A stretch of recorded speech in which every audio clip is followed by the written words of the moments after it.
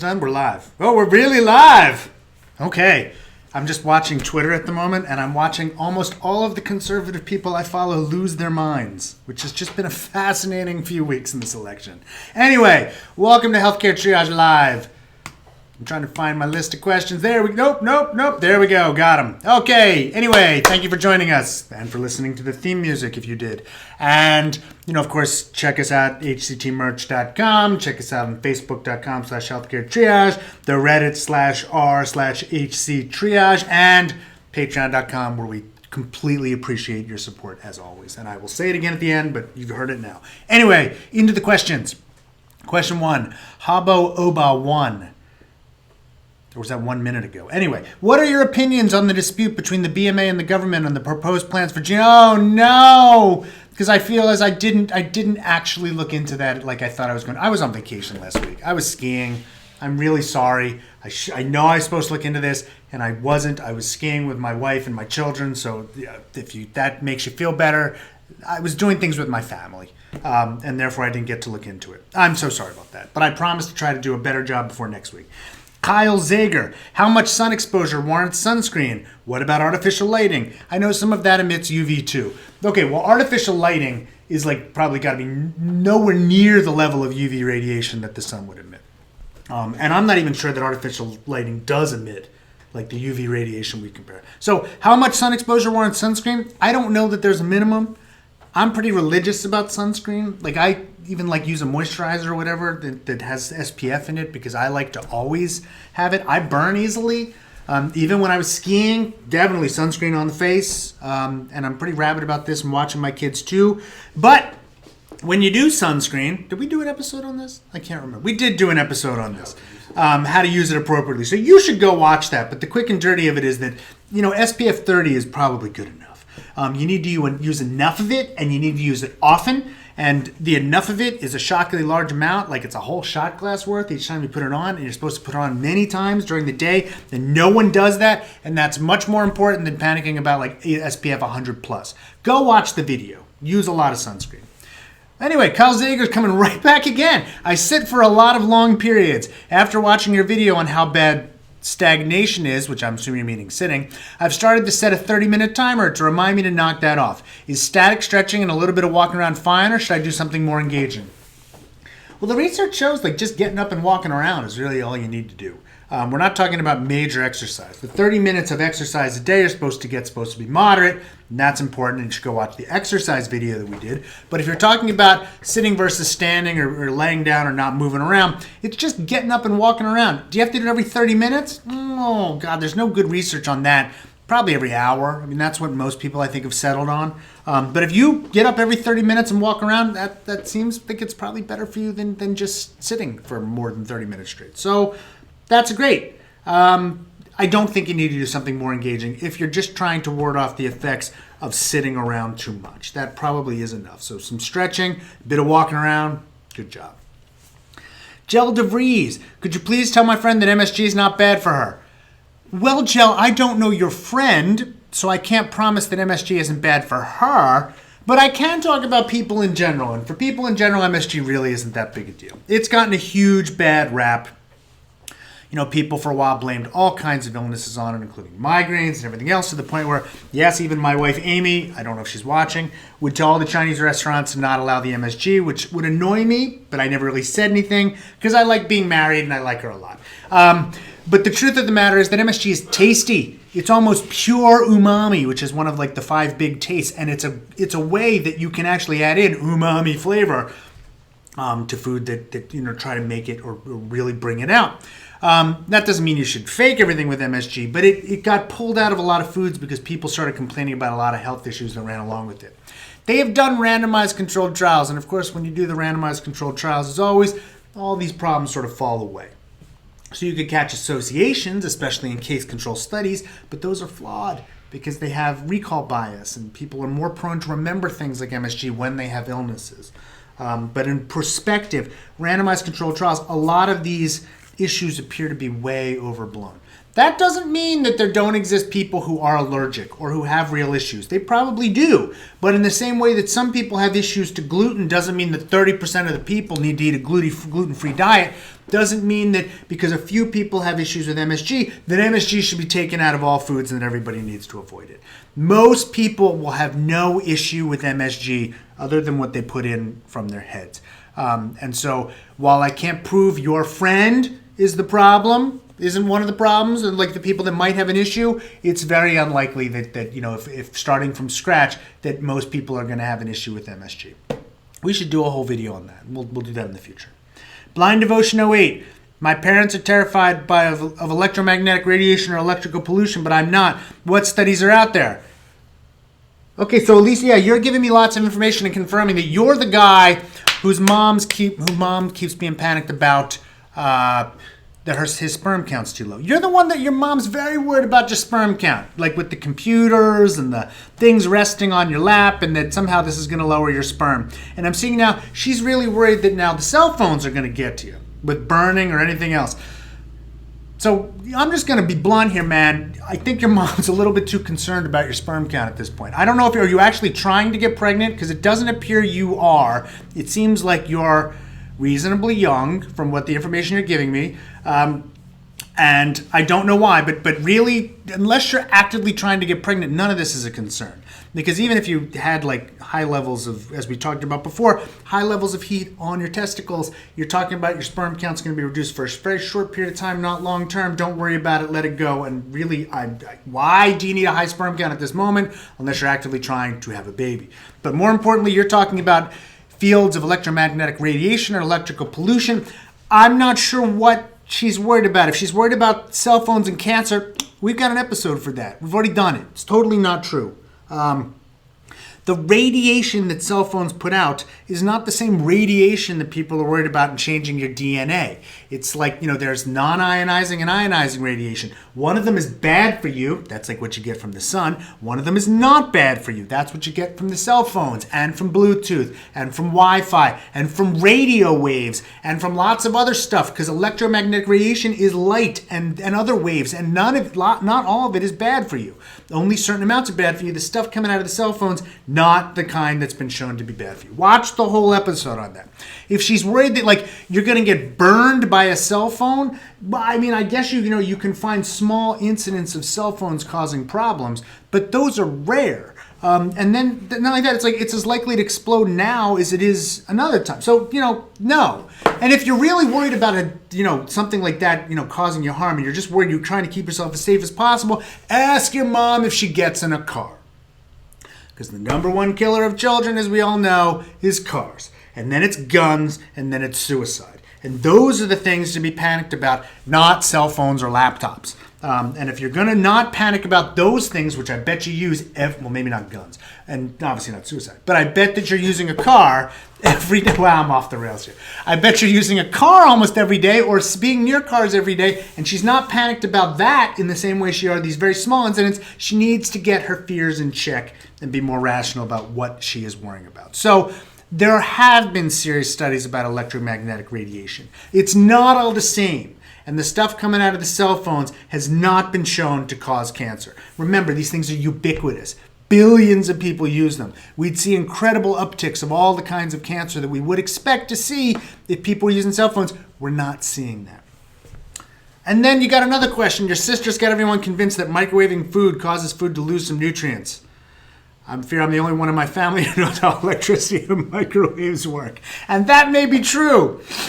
Can I prove that the microwaving food might not destroy a protein or something? No, because the heat. But, we're not malnourished in the United States, most of us, or at least in most countries that we, healthcare is broadcasting to. If you are malnourished, and even then, the differential in the nutrients between the microwave and the non-microwave food is not anything that's going to cause you malnutrition. Not eating the right foods will cause you malnutrition.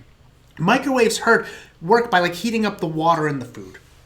and that will raise the temperature. But you can raise the temperature in tons of different ways. Again, the radiation in a microwave is, again, that same kind of radiation in the cell phone and everything. It's not the damaging radiation. It's just heating up the moisture. That's what does it. That's not going to change your DNA or do anything else. And it's not, if you're not worried about cooking food and burning it to raise its temperature, the microwaving really doesn't make that much of a difference either. Could it possibly be greater than 0? Perhaps. Is it anything that would change your life? No. But as you say here, you're not sure any amount of evidence will convince them. I'm thinking that you're correct there. Sir Lunch-a-Lot, laser health therapy, medicine or quackery? I've been hearing a lot of ads for laser health therapy, and I'm curious how it works. To be clear, I'm not talking about using a laser to burn or vaporize cataracts, but using the lasers to treat musculoskeletal injuries, chronic and degenerative conditions, and to heal wounds. Yeah, no. There's no good evidence that I know that it will do this. Lasers have good functions. Yes, they work great for fixing eye vision. What's that called again? What's the laser stuff in your eye to fix your vision? LASIK. Yeah. LASIK, laser. I can't believe I can't pull that one out. It can help remove tattoos. It can help with some unsightly, I think varicose veins. It can even prevent hair growth. You get that lasered off. But it does not do anything. It's light. It works really close to the skin because all those things I mentioned are either very close to the skin or you can hit them easily through the eye, to get, lasering in there. Laser light does not penetrate deep into your body to get in there. You can't do that because if I had a laser powerful enough to get the light through my leg, it would burn it. It would be really, really bad. Otherwise, it's not even going to make it in there. So the idea that somehow the laser is going to change things like degenerative disorder or muscle pain or heal that, no, there's no science I know that says that would happen. Moreover, I don't even know what the scientific mechanism would be. You'd have to come up with buzzy words and say, oh, it's just creating the light of life or something like that. I haven't heard anyone say it's working on a specific enzyme or a specific molecule or it's doing anything. So without that kind of scientific principle, I'm not sure what it would be doing. And on top of that, I just don't know of any randomized controlled trials or anything else that would say this. And the randomized controlled trials would be easy to do. So I'm going to guess that this is a company which is marketing itself, insurance doesn't cover it, and that you're really not going to get any kind of proven benefits from it. Next question, Gladstonian. How do we balance the skyrocketing national costs of end-of-life care with the need for societal compassion? It's a great question, and it's not one that we tackle, at least in this country, in any kind of rational way, and even in other countries it's not so good. But I would hesitate to talk about, we talk about sort of how much money we spend at the end of life.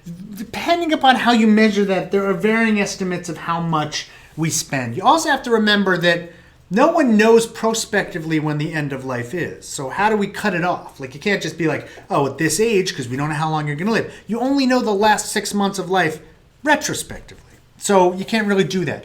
It's also important to remember that cost of care gets more and more as people get older. So it makes sense that the end of life costs more than the beginning of life or the middle of life because that's when people are at their oldest. But there are more rational ways we could do this, perhaps by eliminating care that we know provenly doesn't work. That would be a good start.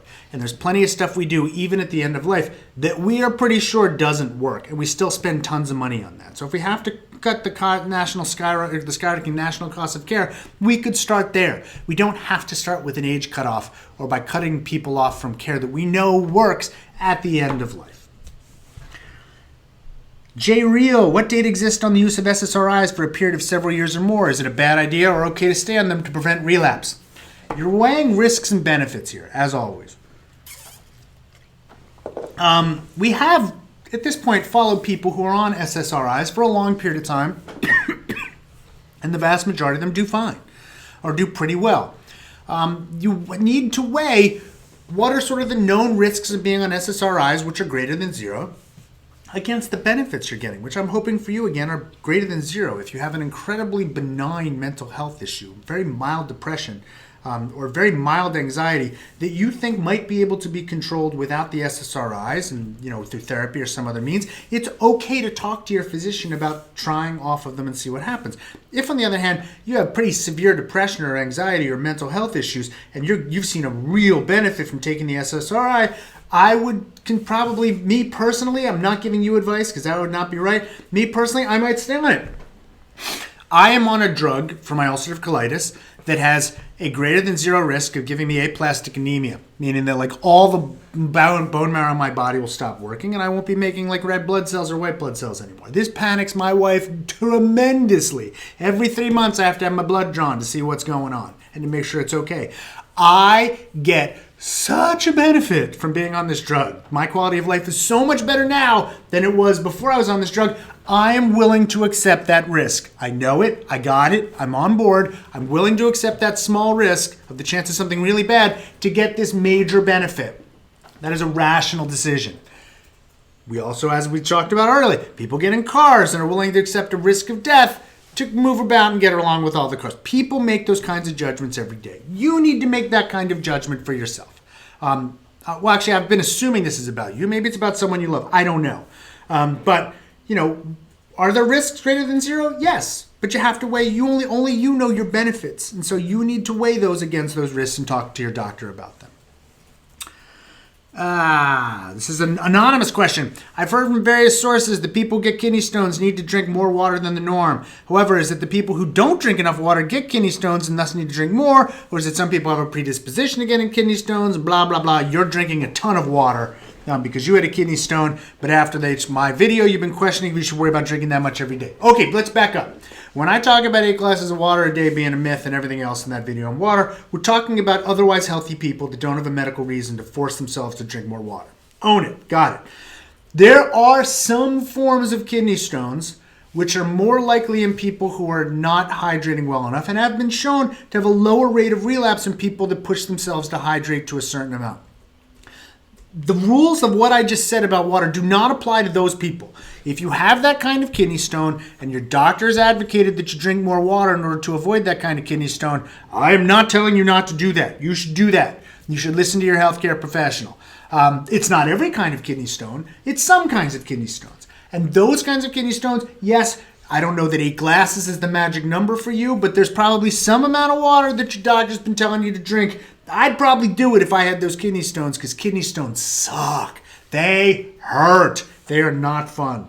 And so for those people, yes, drink the water your doctor told you. Everybody else who's totally healthy and has no reason, then forcing yourself to drink extra water has no benefit for you.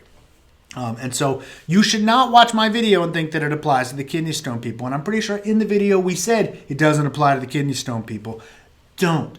Talk to your doctor before you make those kinds of decisions and get good information about you because you don't want to do anything which is going to hurt you or make it more likely that you might get a kidney stone in the future. You don't want it. Christina Lai, what do I think of chiropractors that claim they can scientifically prevent SIDS with their adjustments in newborns? Well, I'd take exception with their word scientifically because as far as I know, there are no good studies that show that using those adjustments prevents SIDS in a newborn. I don't know of many studies, if any, that show that even chiropractic therapy works in randomized controlled trials or good controlled trials for almost anything. That doesn't mean that I'm telling you not to go to your chiropractor. You make your own decisions. But if you're asking me about the evidence and the scientifically proven, I don't know of much good evidence that shows the chiropractic stuff works for almost anything. Certainly not for SIDS. We don't have good scientific evidence for almost anything big, large scale with SIDS. The only thing we really know about for sure is that back to sleep seems to have worked. Putting babies on their back to sleep until they're able to roll over seems to be associated, and it's all associated, of course, because you almost can't do randomized controlled trials and stuff, seems to be associated with a lower risk of SIDS. There's some evidence that not smoking around babies reduces the risk of SIDS. Of course, that gets confounded in so many other things because if you're willing to smoke around your baby, it's very likely you engage in other unhealthy things too. There's been some evidence that co-sleeping may reduce the risk of SIDS, but it carries with it its other risks, so you have to weigh and benefit those. But I know of no good studies that talk about chiropractic adjustments reducing the risk of SIDS in newborns. So that's what I would say. Hi, me. It says, hi, Dr. Aaron. Could eating a variety of herbs and spices on a regular basis lead to better health nutrition, or are the studies on this topic overblown? Depends what you're asking me. So here's my shtick. If you are using herbs and spices to make good food, like vegetables, taste good so that you eat them, I'm all for it. And I would say there's probably good evidence that, that making your food taste good so that you eat healthy food works. Yes, I believe that. If you're saying, I'm going to pick a certain herb like garlic or ginger and eat a ton of that because it's been proven that that actually does other stuff, like improve schizophrenia. No, there's almost no evidence for any of that stuff at all. I was just in a store recently. I was in the Keystone Mall here, and there's a place next to the burger place, and it had a list of all their stuff that they put in the food, and all the stuff had been proven to improve, and it's mind-blowing, and there's no evidence, and I almost lost my mind, and my wife had to physically restrain me from going to tell these people to take down their wall of shame, but I didn't do it. So if you're asking me that, prospectively picking an herb or spice and eating a ton of it because that leads to better health and nutrition, then they're overblown. If, however, you're using herbs and spices to help you eat a good, balanced, healthy diet, all for it, put my thumb up. Photoshop. What do you think about eating high fiber foods? Do you support a high fiber diet? Well, it depends what you mean by high. I think high fiber foods are great. I don't think you need to go crazy with it, and your bowels certainly won't be pleased. But I think a lot of people don't eat enough fiber, and fiber's been shown to be good for bowel health and for some other things as well. So that's fine. But I wouldn't go crazy. In other words, what do you mean by high? Does meaning high mean like beating these sort of recommendations, or perhaps beating it by a little bit? Yes. Going crazy to the point where you're just pooping all the time and you're going, no. There's a great Saturday Night Live skit on colon blow. I don't know if it was great. You got to go watch it. They talk about how much fiber is in their cereal, and it's like eventually the guy's sitting on like a whole mountain of like million bowls of, I don't know what it is. It's great, colon blow, but you don't need colon blow. It's too much. But you should eat a diet that gets enough fiber. There's your answer. Talk to your doctor. Ryan Bordeaux, is there any research out there on the effectiveness of telemedicine? How do you feel about it? I think telemedicine is great for some things. In the same way that talking on the phone is great for some things. I have friends that call me and ask me medical questions all the time. I don't bill for it. I wish I could, but they're my friends. And I have friends that text me all the time. That's fine too. I have friends I can think about even who might even be in this building who've taken a picture of a rash and sent it to me and said me, what is this? And I'm like, yeah, I can figure that out. That's all good. On the other hand, some things are not good for telemedicine. If you tell me you're having trouble breathing, I need to listen to your lungs. I really can't do that by telemedicine. If you tell me I think I might have an ear infection, I need to look in your ear. I can't do that by telemedicine. On the other hand, why couldn't therapy be done by telemedicine? Why couldn't you have a discussion about, obesity prevention by telemedicine? So I think there's probably some good studies that show telemedicine is good for some things. And I think that there's probably many things that telemedicine is good for, but I don't believe it's a panacea for everything. And I still think there's plenty of things you need to go and be seen by a doctor, get a physical exam, and really have an in-person visit for. And those things should continue to be in person. Lure Batu. My recent roommate insists that her immune system is compromised and that she cannot shower before bed because if she sleeps with wet hair, she will catch a cold. Please explain why this is so wrong. I don't even know where to start with this, dude.